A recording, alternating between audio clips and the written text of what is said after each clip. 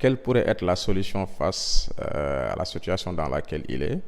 Il est sexuellement actif et il ne peut contrôler ses pulsions sexuelles. Et le prophète a été simple en face de ce jeune.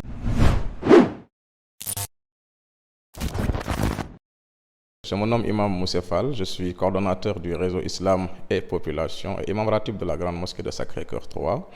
Le réseau Islam et Population a été créé par l'UNFPA dans les années 90 dans le but d'appuyer et d'aider le gouvernement à faire passer sa politique de population. Et lorsqu'on parle de politique de population, il est important de souligner ce que l'on appelle la santé de la reproduction. Et la santé de la reproduction est étroitement liée à la vie, au style de vie de la personne. Et étant donné que nous sommes à 95% de musulmans, les réponses apportées par l'islam seraient assez importantes pour vraiment faire passer ce message.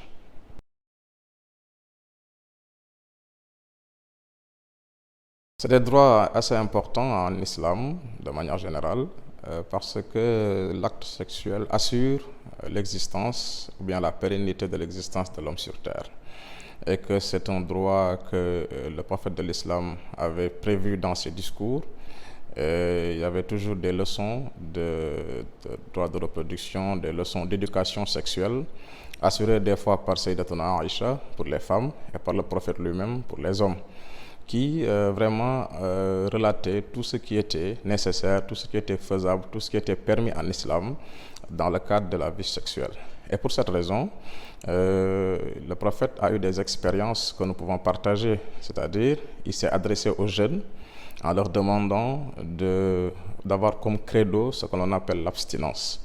Chez nous, l'abstinence est une valeur et non une barrière qu'il faudra un peu faire bouger. Raison pour laquelle la solution a été de leur proposer de jeûner le maximum afin d'éviter de faire exprimer leurs pulsions sexuelles de manière répétitive. Voilà, un jeune homme s'est présenté au prophète de l'islam avec quelques questions, c'est-à-dire à savoir quelle pourrait être la solution face à la situation dans laquelle il est. Il est sexuellement actif et il ne peut contrôler ses pulsions sexuelles. Et le prophète a été simple en face de ce jeune. Il lui a simplement dit « Serais-tu ravi de savoir que votre mère entretient des rapports avec autrui, ou votre sœur, ou bien même votre fille ?» Alors le jeune homme lui a répondu « Bien sûr que non ». Alors il lui a fait comprendre que la fille avec laquelle, ou bien les filles avec lesquelles vous allez entreprendre des rapports sexuels sont autant des mères, des sœurs et des filles. Et le principe fondamental en islam, c'est de souhaiter la même chose à autrui que vous vous souhaitez à vous-même. Raison pour laquelle ce jeune homme-là a renoncé à l'acte sexuel à partir de ce jour-là. Vous savez, la religion, c'est une option. Dès lors qu'on est dans la religion, dans la piété, on est obligé de s'adosser à des principes fondamentaux, à savoir des obligations et des interdits. Et l'islam est foncièrement contre la fornication ou l'acte sexuel hors mariage. Et celui qui est sexuellement actif, étant vraiment conscient de ce qu'il fait, il doit prendre toutes ses responsabilités, à savoir songer à revenir à de meilleurs sentiments, c'est-à-dire à l'abstinence. Il faut tout d'abord les réorienter.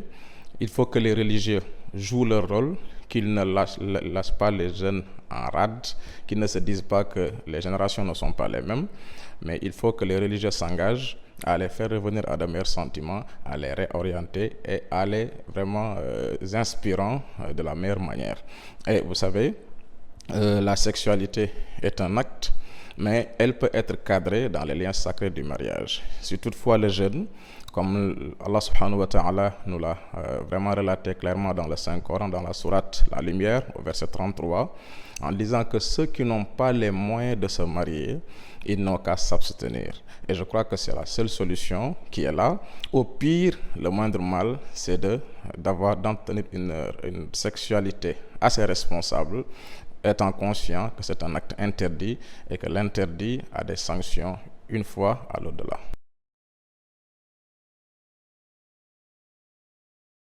Voilà, le mariage déjà c'est un contrat assez important et il y a une résultante, c'est-à-dire le fait d'enfanter. Et ces étapes-là sont assez importantes en islam dès lors que la femme en âge de reproduction contracte grossesse. Il y a déjà des recommandations faite par l'islam, qui demande au mari d'être très courtois envers sa femme, de l'accompagner, de l'assister et de faire en sorte que cette épreuve soit surmontée dans les meilleures conditions.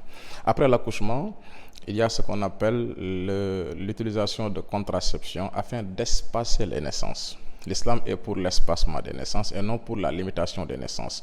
Espacer pour des buts assez précis, si l'on se réfère c'est-à-dire à la sentence donnée par les oulémas du Caire en 1975, à savoir, il faut que le couple soit d'accord sur la préservation de la santé de la mère, mais aussi celle de l'enfant, et que pour cela ait lieu, il faut une grossesse avec des visites prénatales bien accompagnées, il faut un accouchement avec assistance, il faut également un allaitement au bout de 2 années. Si l'on se réfère à la sourate 2, au verset 233, Allah subhanahu wa ta'ala recommande aux mères d'allaiter leurs enfants 2 années révolues. Et pour que 2 années révolues soient appliquées par rapport à l'allaitement, il faut impérativement l'utilisation de contraception. Et cette contraception permettra à la mère de recouvrer sa santé, permettra aussi à l'enfant de bénéficier d'un allaitement de 2 années, permettra aussi au père de pouvoir vraiment entretenir et sa femme et son enfant dans les meilleures conditions. Et je crois que c'est aussi quelque chose qu'on pourra justifier à partir des compagnons du prophète, du vécu des compagnons du prophète, à savoir un certain Jabir qui disait ils avaient un procédé, c'est-à-dire le coït interrompu. Alors, ils n'ensemençaient pas les femmes à partir des rapports sexuels. Ils évitaient vraiment de mettre le sperme dans le vagin de la femme parce qu'ils avaient envie de conserver vraiment, c'est-à-dire le désir, mais ils ne voulaient pas que les femmes contractent grossesse de manière rapprochée. Et lorsque le prophète a été informé sur cet état de fait, il a dit vous êtes en train d'utiliser des contraceptions peut-être, mais si Allah subhanahu wa ta'ala en décrète que la suite d'un rapport naissance d'un enfant sera constatée, vous ne pourrez pas l'éviter. Et je crois qu'aujourd'hui, la médecine a démontré que malgré l'efficacité et la fiabilité des méthodes contraceptives, il arrive qu'il y ait vraiment des erreurs, il arrive qu'il y ait des surprises où des enfants naissent à partir d'utilisation de contraception. Et le prophète n'avait pas interdit la azlu, à savoir le coït interrompu. Et si c'était quelque chose d'interdit en islam, le prophète allait automatiquement et simultanément dire ne le faites plus. Et il ne l'a pas dit. Et les compagnons du prophète se sont dit alors que le coït interrompu, qui était un procédé qui existait à l'époque, et n'est pas interdit en islam. Et le raisonnement de Jabir et des compagnons d'alors était que tout ce qui n'est pas interdit est alors permis en islam. Raison pour laquelle aujourd'hui, tous les oulémas qui ont fait couler de l'encre sur ce thème-là se sont basés sur ce hadith, et se sont basés aussi sur cette réaction du prophète alayhi salatu wassalam pour dire que l'utilisation de contraception afin d'espacer des naissances est quelque chose qui est permis en islam dans la mesure où on conserve la santé de la mère, on préserve aussi la santé de l'enfant, mais également le mari est plus à l'aise, plus à même de délivrer une bonne éducation à ses enfants.